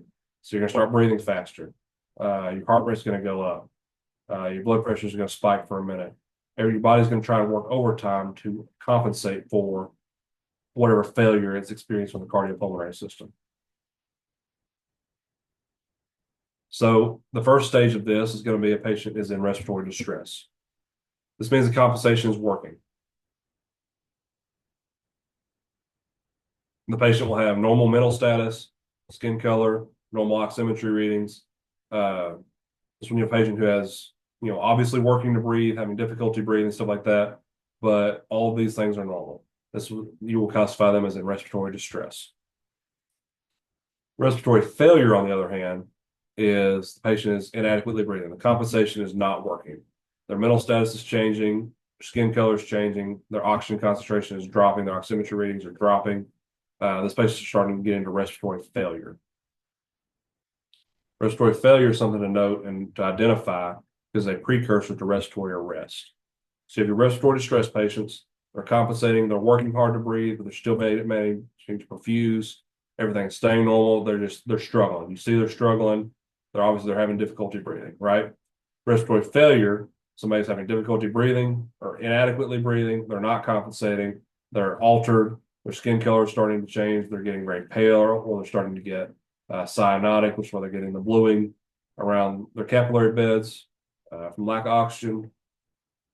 The body's needs are not being met. This is where we have to start intervening. We want to intervene here to get from this point, but this is where the life-threatening interventions are starting to come into play. We have to do something to stop this life threat right here. Respiratory failure is a precursor to respiratory arrest. What do you think respiratory arrest is? Not breathing. Not breathing, that's right. Complete failure of the respiratory system. Yeah. Anytime you see arrest in a medical term, it means it's stopped. It's not there. It's done.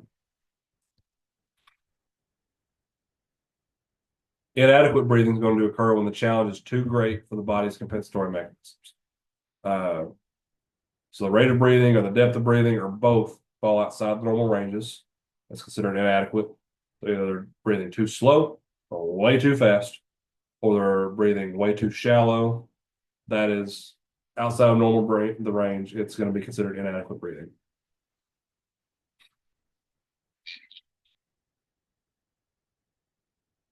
When assessing respirations, you want to first determine if the patient is breathing. If they are breathing, determine whether that breathing is adequate. So signs of adequate breathing, you have an equal expansion of the chest. So both sides of the chest are moving at the same time, moving equally, right? You can hear air entering the nose, mouth, and chest. So as we listen to lung sounds, you'll hear air movement in the chest. Air is felt moving out of the nose or mouth. The skin has typical coloration, means warm, pink, dry. And the rate, rhythm, quality, and depth of the breath are typical. So this is adequate breathing. Inadequate breathing, on the other side, you'll see some or all of these situations where the mental status may be altered. Chest movements are absent, minimal, uneven. The heart rate is starting to slow. This is especially common in children. The breathing movements are limited to the abdomen. So we talked about that belly breathing earlier. No air is felt or heard in the nose or mouth. Breath sounds are diminished or absent on either side, or they have some of these dangerous lung sounds that we talked about a little bit earlier.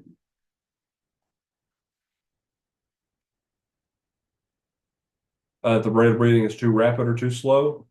They're very shallow, very deep, or very labored. Cyanosis is seen in the skin, lips, tongues, ears, nails.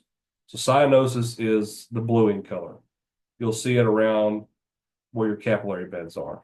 So your capillary beds are prevalent in your lips, tongue, ears, your nail beds. Those are the most easily seen capillary beds to recognize, and they'll start getting a bluish color.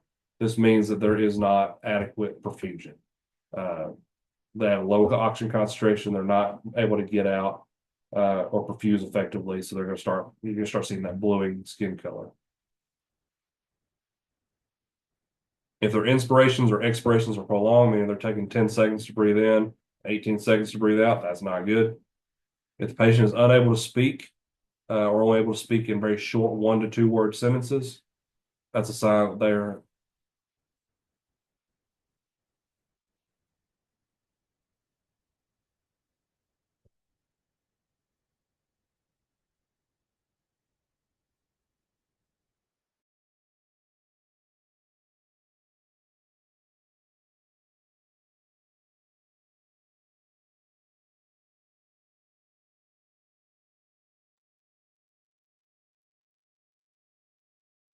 oh my God, sorry to review.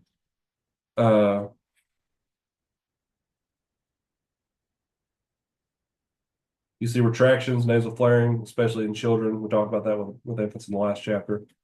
Oxygen saturations are low. So for purposes of this class, we consider low to be anything under 95%. Or the body position indicates distress. So we talk about that tripod position, trying to support themselves, get themselves in a better position to breathe. Those will be all signs of inadequate breathing.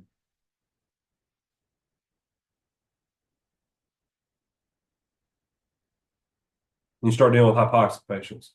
So we define hypoxia as an insufficient supply of oxygen to the body tissues. This can occur when the patient's trapped in the fire, has some sort of chronic respiratory condition like emphysema. They overdose on a drug that depresses the respiratory system. They have some sort of other major medical condition like a heart attack, a stroke, an air embolus. All these things can cause an inadequate amount of oxygen to the body tissues. So signs of this can be cyanosis, altered mental status. What we're going to do for this, we're going to figure out what's causing the hypoxia. So is it a obstructed airway? Is it a ventilation issue? And we're going to fix that, and we're going to administer supplemental oxygen on top of it. When dealing with patients that are having respiratory difficulty, we want to provide artificial ventilations to non-breathing patients and patients with inadequate breathing. So if your patient is not breathing or is not breathing good enough, we're going to provide artificial ventilations. How do we provide artificial ventilations? What do we use? Bag valve mask. BVM, that's right, bag valve mask. If the patient is breathing relatively adequately, we provide supplemental oxygen to help fix some respiratory issues. You always want to intervene when you see any kind of sign of inadequate breathing. And it is always better to be too aggressive than not aggressive enough. Take airway very seriously. Address the problems quickly and aggressively. If you go a little overboard with it, oh well, at least they're still breathing, right?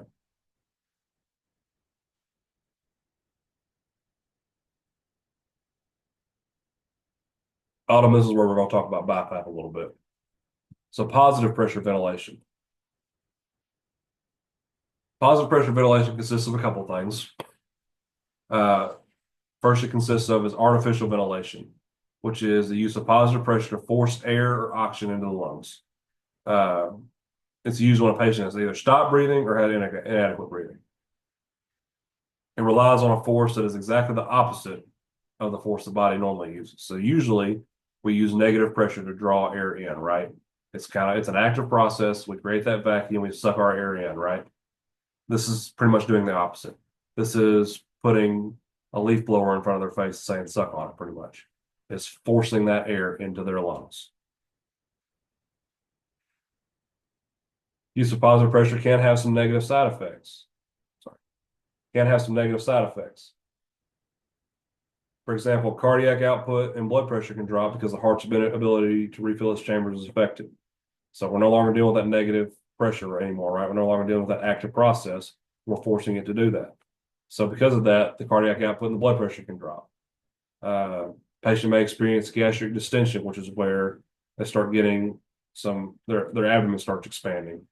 This can occur because air could be diverted into the stomach. It may not all go into the trachea and into the respiratory system. Some of it may bypass, get into the esophagus, and find its way into the gastrointestinal system.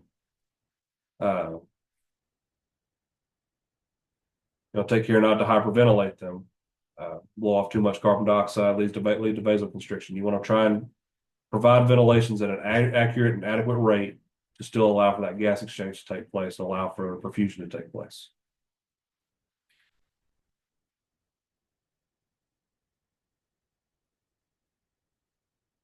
So when providing artificial ventilation, there's a couple different techniques that you can use to provide this artificial ventilation. Mouth to mask, so we have a pocket mask, breathe through the pocket mask through the little one-way valve they have on the pocket mask, and that can provide artificial ventilation. There's the 2 rescuer bag valve mask technique and the 1 rescuer bag valve mask technique. If the patient is actively vomiting or has vomitus in the airway, let them finish vomiting, suction the vomit out before you ventilate. Otherwise, you're just going to make them aspirate it. It's going to force it into the lungs. They're going to deal with infections and everything else. And we're creating a problem that is no longer, we don't need to have.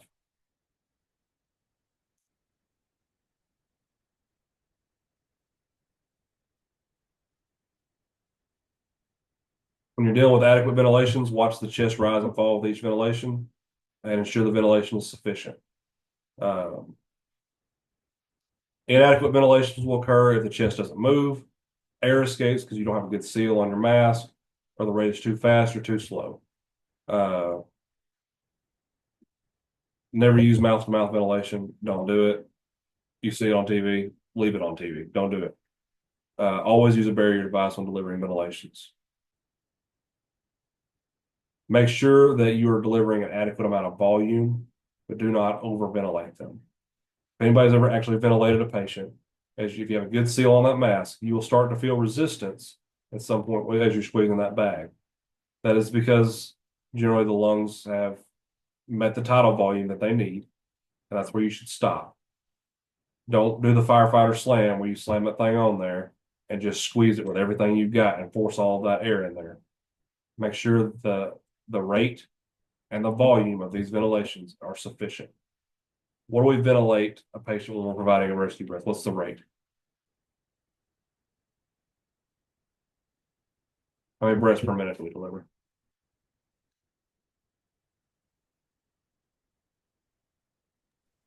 Okay. Breaths per minute, how many? Okay. No, not 12 2. times a minute.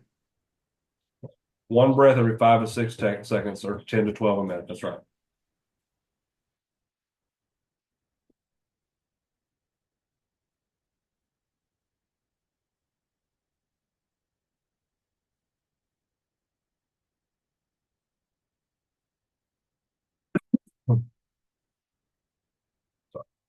When ventilating a patient who's breathing rapidly, you want to assess the adequacy of respiration. So is the respiration adequate? Is it good enough volume and everything else? If they're conscious, you want to explain what you're doing to the patient. Talk them through it. Tell them everything that you're doing as they're doing it. Try and keep them calm. Place the mask over the patient's mouth and nose. Seal the mask and squeeze with the rate of the patient's inhalation. So give them a little bit of bump every time they're breathing. You'll start seeing their respiration slow a little bit. You want to adjust over the next couple of breaths to ventilate fewer times with greater volume. What you're going to try and do is they're breathing too fast, right? They're overcompensating for something, breathing too fast. We're trying to slow that breathing down for them. We're taking over. They're obviously not doing it on their own. We're taking it over from them.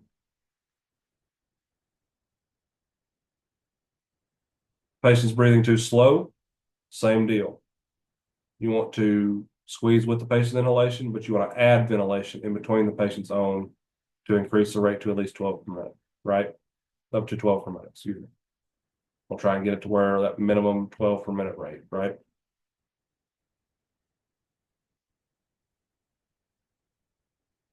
We're going to open the airway, clear, suction, position the airway.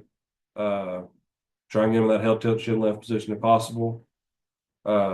Adjust padding based on the patient's anatomy. Get the towel up under the kid's shoulders. Try and get their airway in the proper position. If you have a patient who's obese, you want to use the ramp position. So raise the torso up about 45 degrees. We call it kind of the heads up ventilation. Plateau the head at the top of the ramp, and then provide ventilation that way. What it does is it prevents as much force down on their airway. Ventilate spinal injury patients with the head in the neutral position if at all possible. Make sure you get a good seal on your BVM mask. Proper seal is going to allow the air to move into the lungs, into the airway. If you have an improper seal, you're just going to have air leaking around the outside of the mask, and you're not going to be able to deliver an adequate ventilation that way.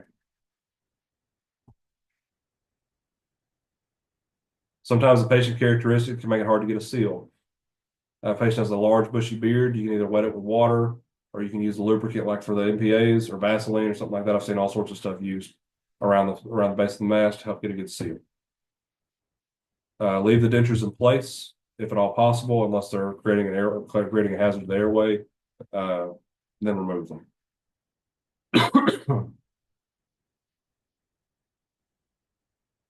When utilizing a mask, if you raise the head to a 30-degree angle, do that head tilt chin lift, use an airway adjunct, use a team, make it a whole lot more optimal for utilization. So I have a question. Yes, sir. When it comes to like what it's mentioned in dentures a lot, is the reasoning behind that because you don't want to deal with it, or is it more because it keeps the mouth in a more open position? So, you ever seen somebody take their dentures out and their face gets all sunken in, and it's kind of looks distorted a little bit? Yes. You know what I'm talking about? So that's going to make it hard for you to get a good seal on your mask. Because the mask is designed for a normal face. Okay. It's not designed for, the all sunken in and everything else. And so if you can avoid it, then you're going to be able to get you're going to be able to get a seal on your mask a whole lot easier than if you take the dentures out and their face becomes all sunken in. Because with the dentures in, they're maintaining pretty well normal facial anatomy, which is what that mask is designed to rest on and get a good seal. Does that make sense? Yeah, absolutely. Thank you. Sir. So that's your pocket mask. You place that over the patient's nose and mouth, just like you would the mask of a BVM. Make sure you get a good seal, and then you're going to blow through this inlet right here.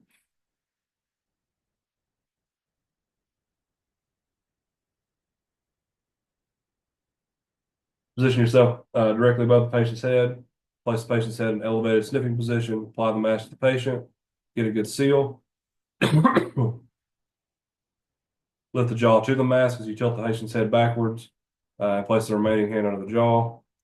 While you lift the jaw, gently squeeze the mask with your thumbs and achieve a seal. Just a second.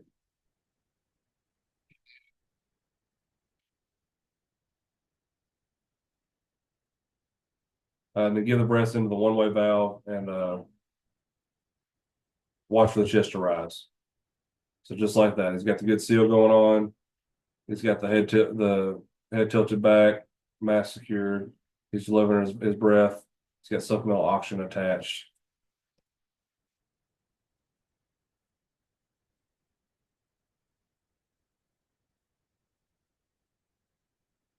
All right. Bag valve masks are the gold standard for providing artificial ventilations. There's not, in my opinion, a whole lot of reason as professional responders to use a pocket mask. That's more for kind of a layperson. It's your church's emergency kit because the BVM won't fit kind of thing. You got them at the last free CPR class you took, whatever. If you have access to a BVM, use a BVM. They are the gold standard for providing ventilations. There's a automatic infection control barrier because your face isn't right here, right? They come in adult, child, and infant sizes, different size bags, depending on which one you're using, with different volumes of air in them to be delivered. They have a self-refilling shell, non-jam valve, and a oxygen inlet that you can provide up to 15 liters per minute of oxygen through. This is what they look like. They've got the mask. a little neck here. Some of them have a relief valve, pressure relief valve. They have a reservoir bag, just like an oxygen mask does, with a hose that you connect to your tank. Come in a couple, 3 different sizes: adult, pediatric, and then infant.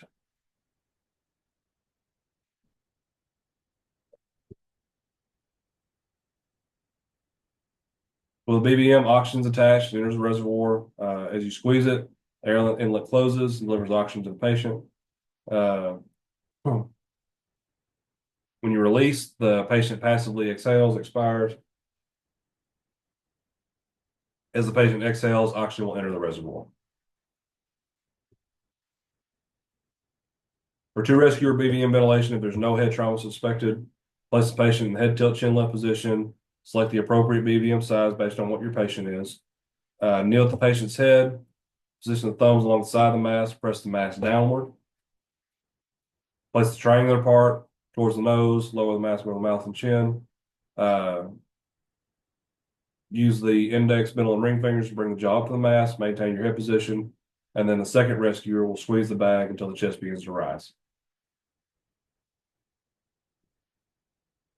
If you have a spinal injury suspected, place the patient in head elevated sniffing position or the neutral position. Insert the correct airway adjunct. Select the BVM size. One of your partners will perform the jaw thrust maneuver. The other one will ventilate. It's just the same as that. But just like that, they're performing the jaw thrust right here. One person's got the jaw thrust, kind of also passively maintaining inline stabilization of the head and neck. The second provider is ventilating. The most common way a BVM is used nowadays is a one rescue or BVM ventilation. You put the patient in the head tilt chin left position, insert the airway adjunct as appropriate. Select the correct size BVM.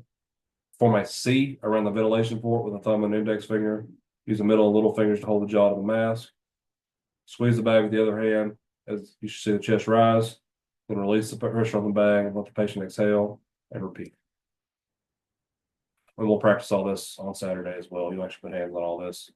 You do it till you're sick of doing it. If the patient's chest does not rise and fall during BVM ventilation, reposition the head.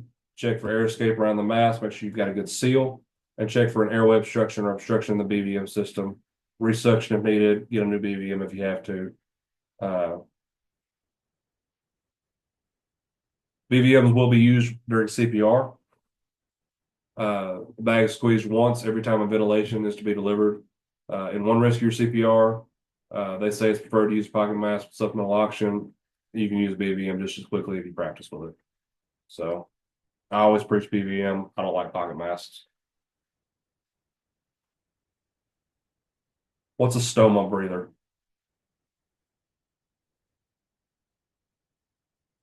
Ventilation through a surgical hole in the neck. Right. Everybody's seen the people that's got the holes in the neck, may have a little plastic tube sticking out of it, or it may just be an open hole.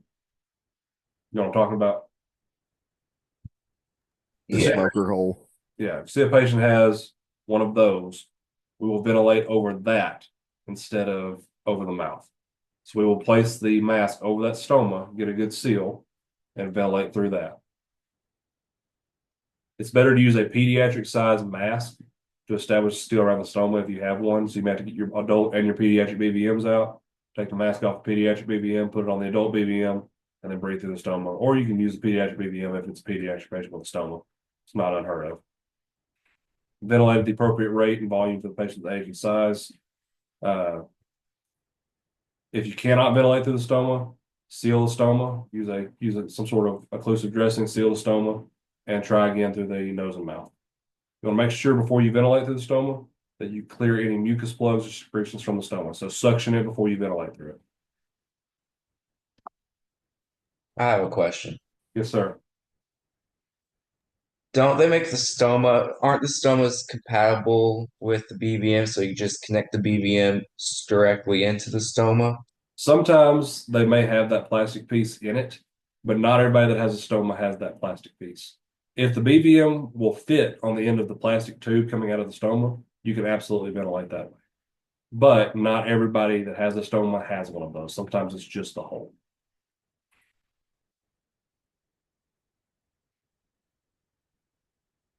All right, thank you. Sir, you want to make sure you're ventilating at the appropriate rate. If you ventilate too slow, your patient may become hypoxic because they're not getting enough oxygen. If you ventilate too fast, you will hyperventilate them and cause vasoconstriction, which deals you with a whole other set of problems. Adults should be ventilated 10 to 12 times per minute, where children should be ventilated 12 to 20 times per minute.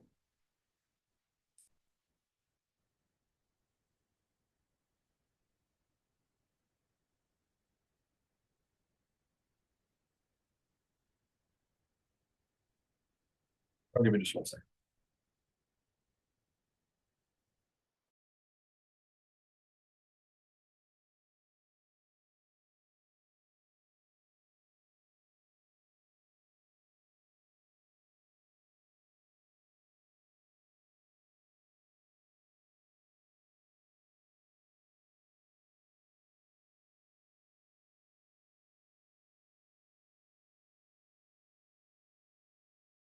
All right, sorry about that. Improper ventilation volume can also harm the patient. If you provide too much pressure, too much volume, you can cause gastric distension, you can cause lung tissue trauma, you can have overexpansion injuries and everything else that can start causing your patients more harm than they're doing good. Pressure to a BVM should be slow and gentle. It's not a race, it's not a slam, it's not a hard squeeze. It's a very gentle squeeze on the BVM till you get resistance and you let off. Ventilation should be delivered over 1 second. So every time you squeeze, you should be able to course about 1 second. Very slow and gentle. Ventilate only until the chest begins to move. Do not ventilate to full expansion. So when you start getting that resistance, start getting that decent chest rise, that's where you let off.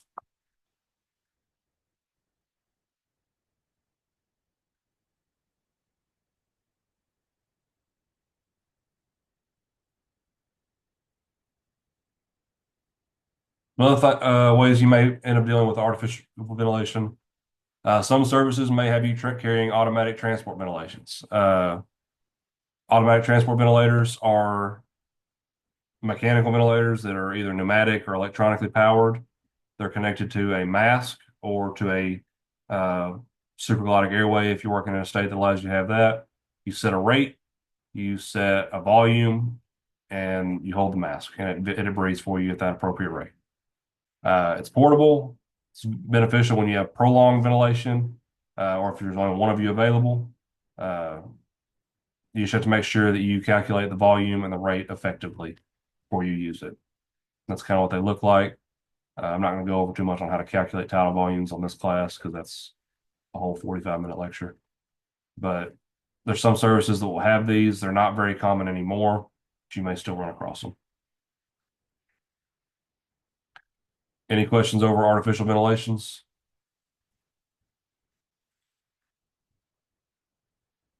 Comments, concerns, donations?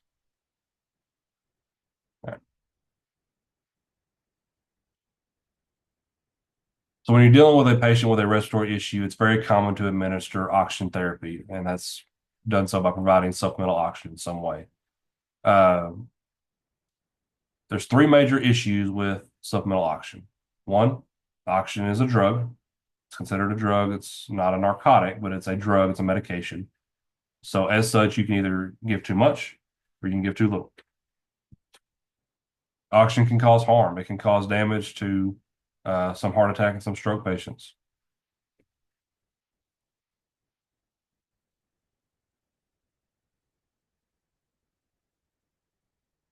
It's based and tailored and titrated to your evaluation.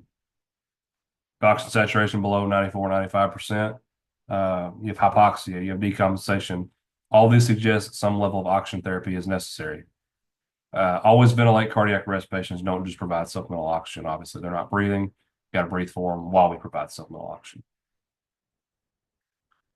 In the field, oxygen equipment will be safe, lightweight, portable, and dependable. Has to be. We're working in the middle of nowhere. We got to have stuff we can depend on and we can carry. Most common ways you'll see this is a cylinder with a pressure regulator and a delivery device. Uh, Go different sizes of oxygen tanks. You'll see you have your D, E, M, G, and H cylinders. All of these have different quantities of oxygen. Uh, I'd recommend you know roundabouts what each of those are. I've seen questions about that before. Usually they're green or they're green and white to be identified as oxygen. They look something similar to that. So larger cylinders are used for the fixed systems on ambulances. When you're using an oxygen cylinder, use pressure gauges, regulators, and tubing as intended for use with oxygen. Don't take a gauge off of a helium tank, throw it on an oxygen tank. It's not made for it. It ain't gonna do right.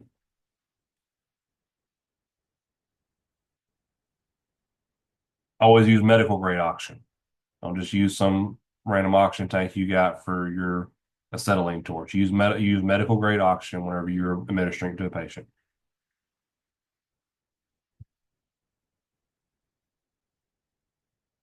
Store your reserve cylinders in a cool, ventilated room and properly secured in place. Large tanks need to have a chain around them holding them to the wall. Smaller tanks need to be in a rack to prevent them from tipping over and becoming missiles. If anybody's ever seen that, it is spectacular. If the neck on one of these breaks and they're pressurized, they will shoot off and become a very high velocity projectile. They could hurt you, somebody else, do a lot of damage, all sorts of other things. Obviously, never allow any kind of smoking around oxygen equipment. Why do we not smoke around oxygen?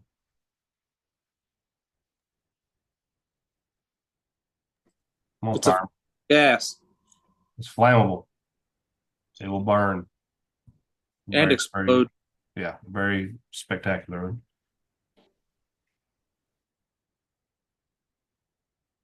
So there's a couple types of portable oxygen cylinders. You may see these larger ones in hospitals attached to wheelchairs or stretchers in the hospital. These are the most common size, these D cylinders here that we use in EMS. This is one that requires an external regulator, which looks like this here. There's also some oxygen tanks that have a regulator built in. The ones we have at Pafford have those that are built in, but it's not uncommon to see these still all over the place. There's some services that still use those.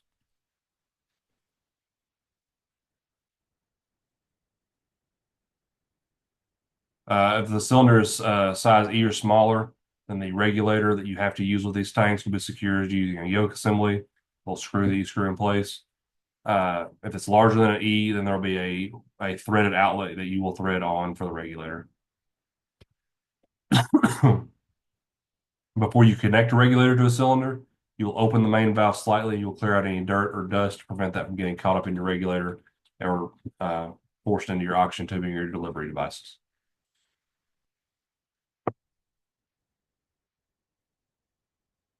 Most regulators also have flow meters attached to them. Flow meters allow you to control how much oxygen you're delivering.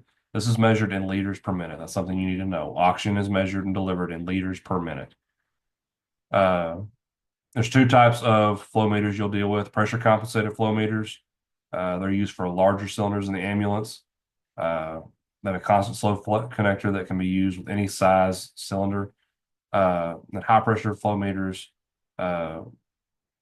those are what you're going to see for like oxygen powered devices or respirators or ventilators. It'll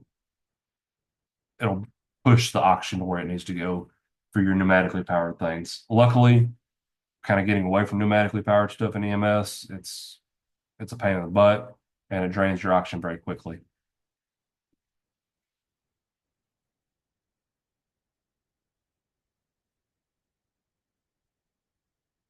The high pressure flow meter, you have where the thread is right there. Looks like a multi-purpose one, so it doesn't have to be used with that. But there should be a little push valve right here. Then once you connect a hose for a pneumatically powered device into that, it will push this valve up and it will bypass this flow meter here and it will directly force oxygen down to wherever pneumatically powered your device that you're trying to use in order to power it. You can connect a humidifier to a flow meter, and what that will do is that will moisten dry oxygen from the cylinder. Humidifiers are usually a plastic jug of water that oxygen bubbles through. Has to be kept clean. They're usually single use. Uh, and for EMS purposes, they're usually single use. They're not often used in EMS because transports are usually short.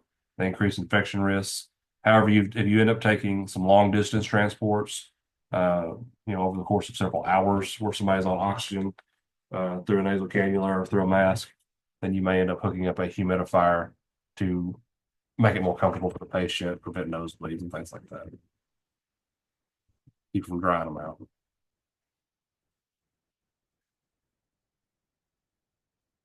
Looks something similar to that. That'll go directly on the flow meter.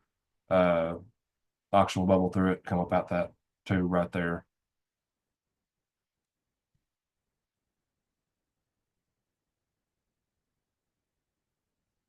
Oxygen's flammable. The tanks become a missile. Already talked about that.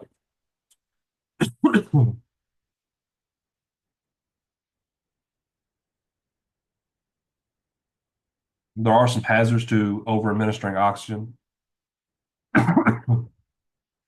They are rare, but they can happen. Oxygen toxicity or air sac collapse occurs when there's an overload of oxygen. This is not a short-term thing. Usually, this is over the course of hours or days of pure oxygen delivery. Eye damage can occur to premature infants if they receive oxygen over a long period of time. The way that their bodies have formed or haven't formed enough yet to tolerate that high low concentration of oxygen start causing some eye damage. The most common things that you may see in EMS that occur to over delivery of oxygen will be in your COPD patients.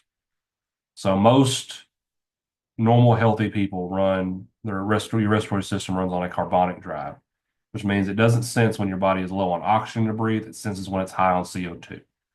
Okay. So when your body starts sensing a buildup of CO2, it triggers you to breathe, and so on, and so on, and so on. In COPD patients, oftentimes that is the opposite. Oftentimes, COPD patients run on a hypoxic drive, which means they do sense when your body is low on oxygen, and then it triggers them to breathe. So if you start flooding a COPD patient with oxygen, then over a period of time, you'll start seeing respiratory depression. The respiratory drive will slow because the body's like, man, we're doing pretty good. We don't need to breathe as much to get as much oxygen. We'll breathe a little bit slower. And they're still getting that high concentration of oxygen at that slower rate. The body's like, man, we're still doing pretty good. Breathe a little bit slower. They're still getting the oxygen slower and slower and slower, and so on and so forth, till you have a severe respiratory depression or even respiratory arrest in a COPD patient.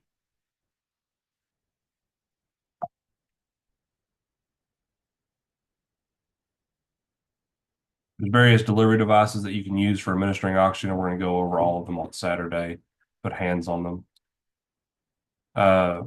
For mild distress, we will administer low concentration of oxygen via a nasal cannula. For moderate to severe distress, we will administer high concentration of oxygen via non-rebreather if oxygenation is the issue.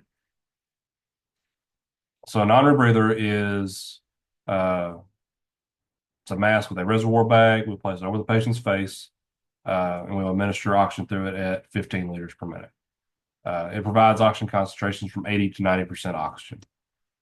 Exhaled air escapes the flutter valve and does not return to the reservoir. And there's an emergency report on the side that allows the patient to receive atmospheric air at the oxygen fill. So it's not a completely closed off mask. There's little holes and little ports on the side that let room air come in too. So for whatever reason an oxygen tank shuts off, fails, or hose gets stripped on it, you don't notice it. They're still going to be able to breathe room air without being suffocated by it, essentially. That's your non-rebreather mask.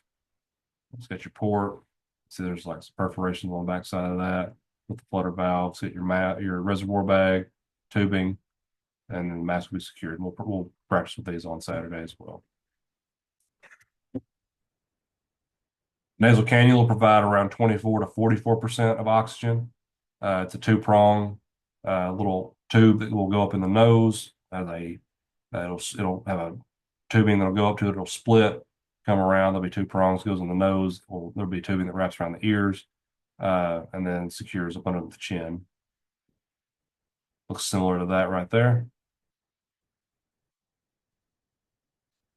Partial rebreather masks, you don't really see much at all anymore. it doesn't have the one-way valve, and it allows the patient to rebreathe about a third of exhaled air. That's useful to preserve carbon dioxide levels, stimulate breathing. You just don't really see them much anymore. Non-rebreathers are kind of taking their place.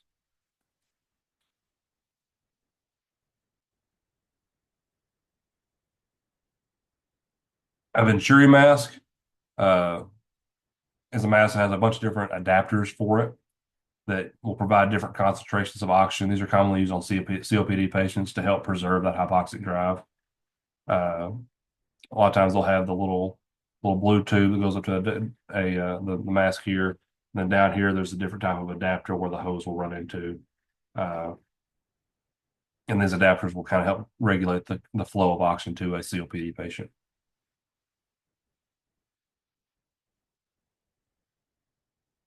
Back to a patient with a stoma or tracheostomy. They do make tracheostomy masks that will just fit over a stoma or a tracheostomy tube that will provide supplemental oxygen. It stays connected to about 8 to 10 liters per minute.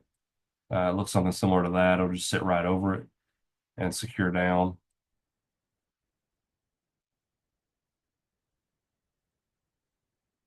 High concentration oxygen should be administered to children in respiratory distress, children with inaccurate respirations, or anybody really in possible shock.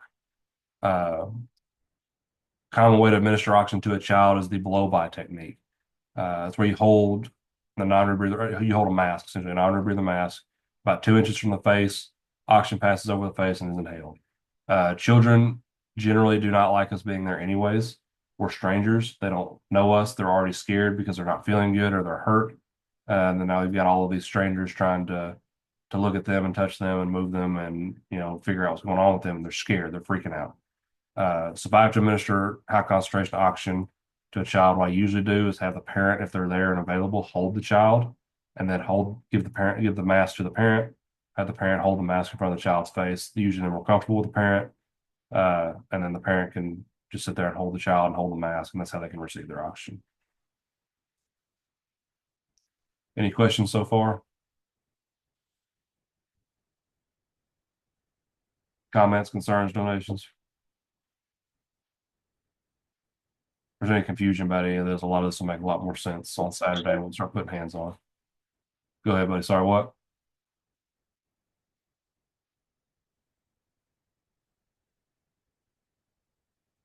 All right.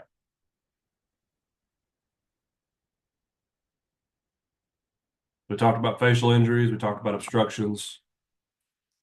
Talked about dentures. Last chapter, we talked about the infants and children's, their anatomic considerations. Tongue will take up more space in their airway as proportionate to an adult. The trachea is often softer and more flexible. The head is proportionately larger in comparison to an adult's. And they burn oxygen at twice the rate of an adult. So airway is airway and breathing are the most important factors in anybody, but attention must be paid to them extra carefully with children. The most common cause of a pediatric cardiac arrest is a respiratory issue. So we have to make sure we stay on top of any kind of respiratory issues or ventilation issues with a child.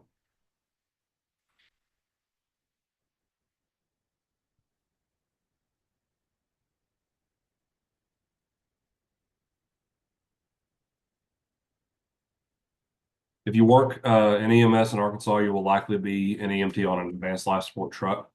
There's some service areas like MIMS, Little Rock will run some BLS units. By and large, most of the time, your 911 response units in Arkansas are ALS units, meaning there's an EMT and a paramedic. So because of that, you may have to assist with an advanced airway device. You may have to help your paramedic prepare for intubation. So before the paramedic places an ET tube, you may be asked to pre-oxygenate the patient, get the patient extra oxygen. You can do the method where I told you about placing nasal cannula and running 15 liters while you ventilate. That will pre-oxygenate the patient. Y'all will then elevate the patient's head and kind of head tilt chin left. They will remove any kind of basic airways that are placed. Then we use a laryngoscope and visualize the glottic opening. They'll slide a ET tube in there. There's a laryngoscope, placing the ET tube through. You maybe have to assist with the burp maneuver, which is applying pressure to the trachea.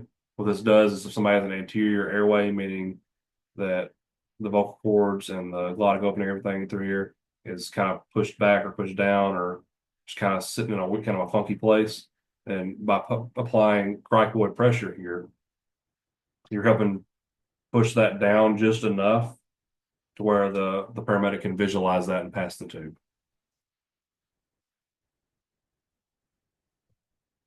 So you may have to assist with that.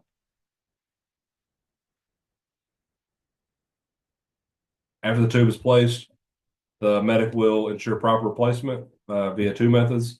Tube's going to be anchored with a commercial restraint, and then you may be asked to monitor lung and epigastric sound, and we'll go over how to do that on Saturday as well.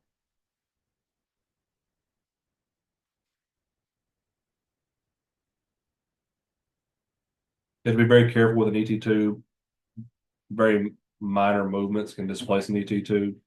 You'll ventilate about 10 to 12 times a minute, the same as you do through a BVM. If the tube is restrained, you really don't have to sit there and hold it. And you should have a commercial restraint on the tube.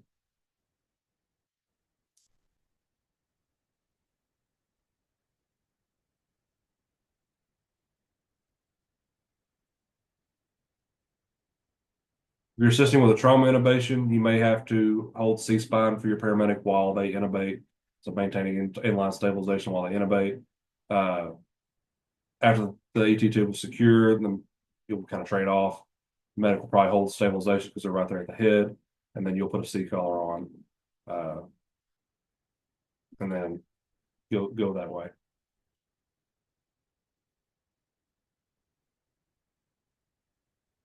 All right. Anybody have any questions over anything we've covered tonight?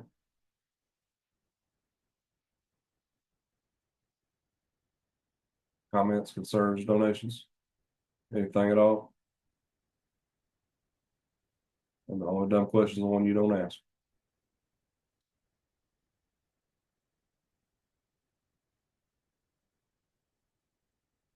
All right.